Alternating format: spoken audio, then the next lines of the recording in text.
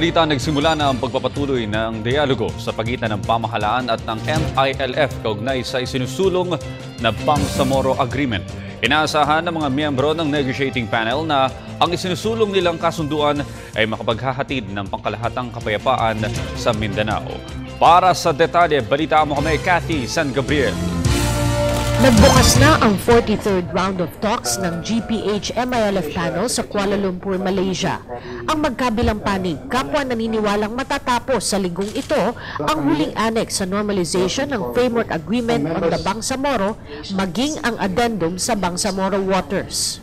We cannot afford to lose more time at the expense of the bigger task of implementation and of the considerable progress we've already gained. The time the formal exploratory talks is now.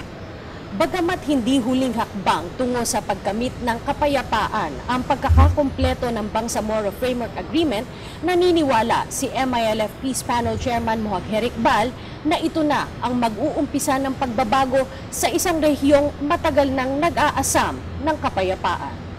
But truth is that anyone like me who has been part of the peace journey since the beginning will exactly wish and long for the day of reckoning to come soon. I ask everyone not to stay on the way of these dreamers. Many find solace in dreaming, and therefore let them continue to dream of the final peace in Mindanao.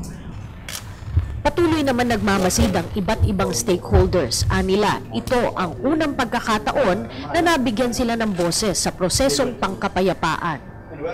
Isang tribo like the Banjao and Sama in which hindi regularly participate, pina-participate ng both sides, no?